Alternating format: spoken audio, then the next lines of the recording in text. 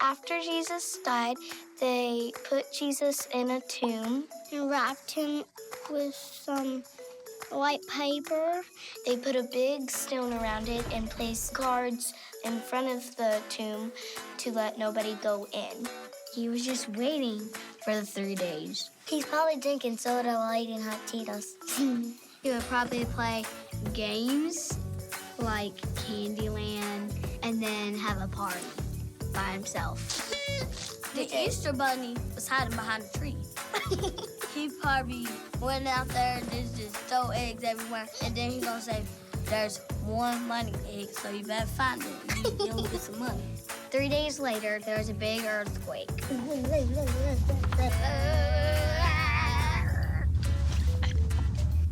I think we should go away somewhere safe. Psych, I'm getting out of here. The earth is shaking. Run for your lives. And the guards ran off because they got scared. And then on Sunday, Mary and some of her friends came with some spices. But when they got there, the tomb is empty. His clothes only was there. Then an angel came and said, "Don't be afraid. Jesus has risen from the dead. Go tell the good news." Mary and her friends went and told the disciples. She said, "Jesus has risen from the dead." Guys, Jesus has risen from the dead. And the disciples didn't believe them. No, that couldn't happen. Jesus can't raise from the dead. I don't believe it until I see it. But all of a sudden, Jesus came, just was there. I am Jesus. I am the Son of the Lord God, and I am Jesus, your friend. And then the disciples said, "Jesus, it's you! Yay! Jesus is alive!" Totes cool. Jesus, before he left to heaven, he said, "I have done what I have came to do." And then he risen, then he was going up to heaven. His disciples were crowded around him. The disciples said, "Holy guacamole! I can't believe Jesus really flew. That's awesome." Now what? Let's go tell the news. Well, hello, McLean Church, and happy Easter. Christ is indeed risen. And as we celebrate the resurrection of Jesus this Easter, I want to continue the series that we started 3 weeks ago entitled Because. In the course of this series, we've been asking the question, what is practically ours because Jesus cared, because Jesus came, because Jesus died, and today because Jesus lives or because Jesus rose from the dead. As we think about these practical realities that are ours, the things that we possess because of what Jesus did and experienced, I want us to think about the resurrection in perhaps broader and more expansive terms than we typically think about it. Here's what I mean by that. I think when most of us think about the death and resurrection of Jesus, we think about it in a pretty limited sense in terms of Jesus' death and resurrection being a somewhat of a transaction by which the penalty for humanity's sin is paid for, and by which God shows his approval or acceptance of the sacrifice of Jesus by raising Jesus again from the dead. And certainly this understanding of the death and resurrection of Jesus is found throughout the New Testament, and it is certainly a very central part of understanding what Jesus' death and resurrection accomplishes for us. But there's also a lot more that the death and resurrection of Jesus achieves or does. And historically, Christians, as they've considered the death and resurrection of Jesus, they found in it much more in terms of practical benefit or effect to us in the present than just securing our salvation or the payment of the penalty of sin. Christians have found in the resurrection of Jesus a paradigm of hope that keeps us going in the present. Here's what I mean. On Good Friday, we talked about the fact that it's interesting that we call Good Friday good. And I shared that one of the interesting things to me about Good Friday over the years is that so many people talk about this service as one of the most meaningful and actually looked forward to services in the entire church year. People like our Good Friday worship services. And that's always been a bit strange or odd to me, because I think of Good Friday and our services as pretty somber, as pretty reflective, one might even say sorrowful. Not the kind of thing that I would regularly think or usually think of someone looking forward to engaging in or participating in. And yet, as we said on Good Friday, I think the reason many of us so look forward to Good Friday, could we say even enjoy our Good Friday services, it's because there's something in us that resonates deeply with what Jesus experiences on that tragic day. We all experience so much death in the midst of life. And not just the death of people, but the death of seasons of life, the death of relationships, the death of dreams, and certainly the death of people in terms of our family and our friends. In the death of Jesus, it seems there's almost identification with a legitimization of a voice given to our own suffering and our own experience of death. And beyond just an identification with our own experience, the death of Jesus shows that in God's economy and plan, there is even a purpose that transcends our somewhat random and tragic experience of death. That somehow in Jesus' death, we have a picture of, even in the midst of great grief and loss, there being purpose and meaning in something greater at work. We identify with Jesus' death because somehow it gives voice to, it gives expression to, can we even say it begins to give meaning to our own suffering and our own experiences of death.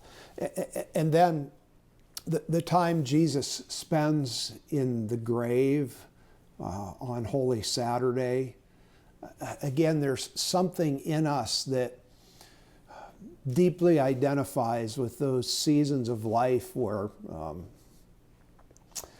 the old has died, but the new hasn't yet come, where we've lost something and we're grieving something, but new life or resurrection has yet to occur or yet to be experienced. All of us have had the experience of feeling like life is stuck in the grave for 3 days.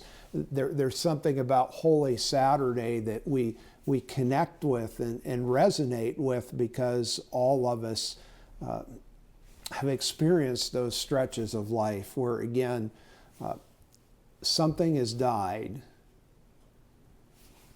but resurrection has not yet occurred. The miracle of Easter, the celebration of Easter, is rooted not only in the fact or reality that in the resurrection, humanity's sin and failure is dealt with and resolved by the acceptable sacrifice of Jesus. But in the resurrection, there is a paradigm or an assurance given to us that God is always bringing forth new life. That God is always bringing forth life from death. Think of it like this. In our experience, we're constantly seeing things end, seeing things fade away, seeing things die. Again, that could be a relationship, a romantic relationship or a friendship. It could be a career. It could be a season of life. It could be a dream or a plan we had for our lives. It could be a person who dies who is close or near to us. And following the death or the ending of any of those things, what we frequently feel, what we frequently experience is life in the grave. The old is gone and we languish because we don't know what is yet to come. And I think in many ways those seasons or those stretches where something has died, something has ended, something has passed away, and yet we don't have anything new yet. Those seasons, those stretches, that time in the grave, those can be some of the most debilitating, discouraging, depressing times of our lives and our experience. But the resurrection assures us that God always, always brings new life. That there's something always that follows endings or deaths. There's something always that comes after that stretch in the grave. Resurrection always happens. God is always bringing new life. This is what Easter confirms and affirms for us.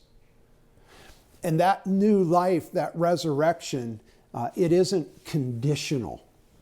It's not something we earn or merit. God doesn't just bring new life to a select few who seem worthy of it. Whether you've devoted your entire life to a deep and serious pursuit of a relationship with God, or whether this is the first Sunday in 15 years or ever that you've been part of a church service, God is bringing new life for both, for all people. This is the meaning of grace. This is the idea, for God so loved the world. God brings new life. God brings resurrection. He's always bringing something new from what has passed or ended. The question for us is not, are we worthy of, or have we done enough to experience the new life that God offers? The question is, do we have the eyes to see the new life that God is creating? Do we have the eyes to see the resurrection that God is bringing about? Because I can't participate in the new life that God is bringing about unless I can see that new life happening. There's an interesting story in the Gospels, the Gospel of Luke in particular, It's about the disciples on the road to Emmaus, and you may remember this story. It's the day of the resurrection. It's Sunday. And two of the disciples who have witnessed the events of the last 3 days are leaving Jerusalem. They're headed to a village called Emmaus, northwest of the city of Jerusalem. And as they travel along the road to Emmaus, a stranger shows up and begins to journey with them. And we learn from the story that the stranger is the resurrected Jesus. But the two disciples who are journeying to Emmaus don't recognize him as such. And as they walk along, they lament to this stranger about the tragedy that has just occurred. They talk to this stranger about the death of their friend, about the death or the end of a dream, about the death or an end of a vital season of their life. And that they even remark that some people have reported to them already that this Jesus has risen from the dead, but they seem unconvinced. They talk to the resurrected Jesus about the dilemma that they're in because death has occurred, but resurrection hasn't taken place. Of course, the story is a comedy, isn't it? A divine comedy.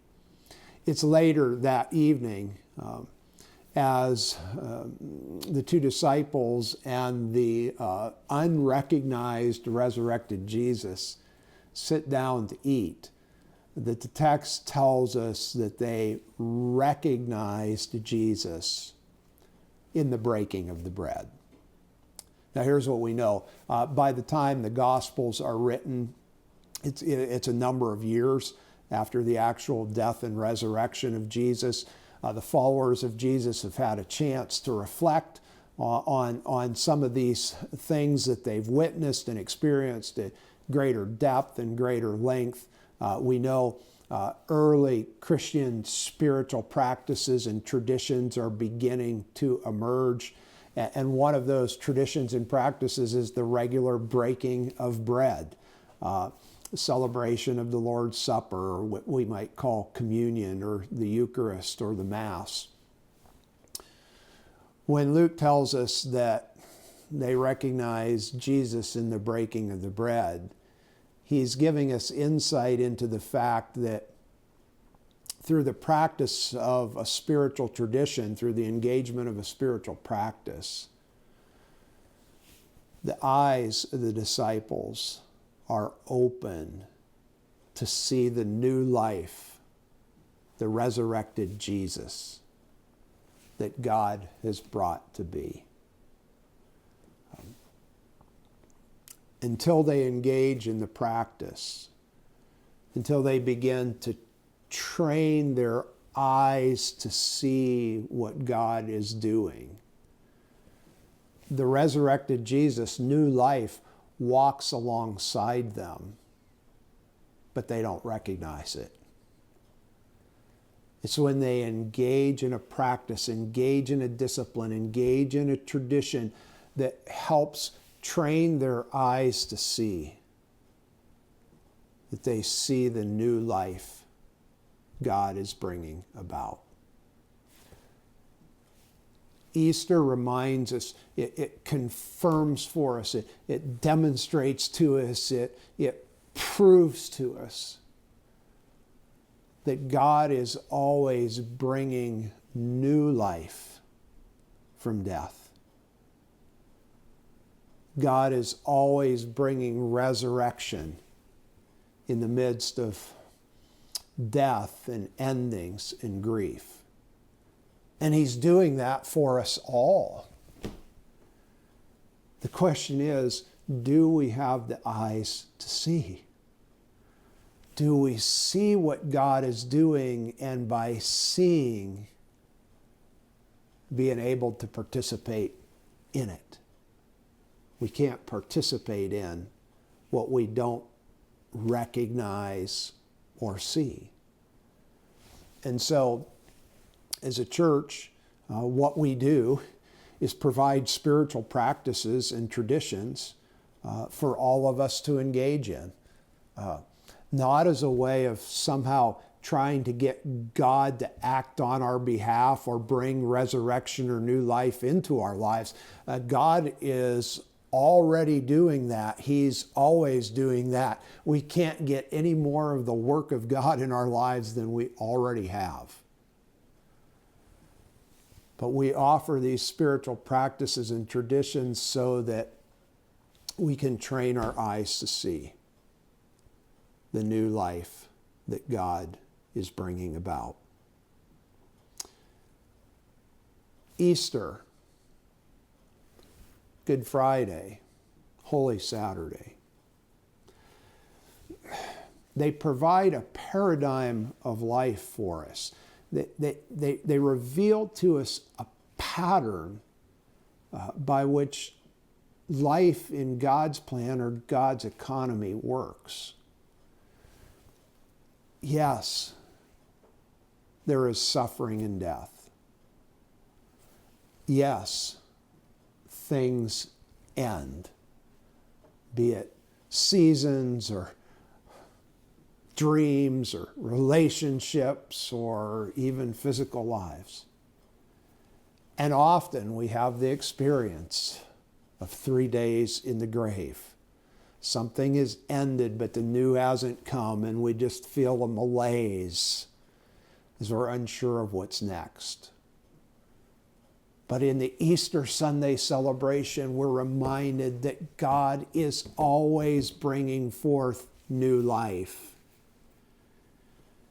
God is always bringing something new to be. There is always resurrection. The question is, do we have the eyes to see it? I hope this Easter will challenge all of us and encourage us on 2 levels or in 2 ways. First, I hope we will all be deeply encouraged that if we're in a season of mourning or grief over a loss, or a season of malaise or discouragement because something old is past and something new has not yet come to be, that we will be deeply encouraged because we have been reminded again that God is always in the business of bringing new life. There is always resurrection. There is always something new and better coming ahead.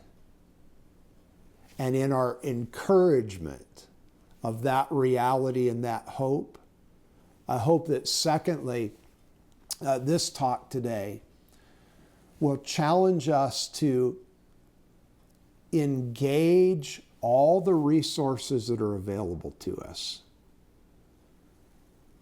to develop our spiritual eyes so that we might see the new work that God is bringing about. There's an interesting story in the Old Testament, Moses and the burning bush. Moses sees a bush that is burning but is not consumed. It's the author's way of saying that to everybody else it was just an ordinary bush. But Moses saw it ablaze with fire and ablaze with the presence of God because he had the eyes to see. Could God be bringing new life in your midst in this moment? Could resurrection be happening in your life in the present right now? That if you had the eyes to see, you would step back and witness the miracle of new life and new birth. May God indeed give us eyes to see the new life that God is always bringing about. And may we cling tightly to the hope that is ours, because Christ is indeed risen. Because he lives, I have hope for new life ahead. Because he lives, I have a paradigm for life.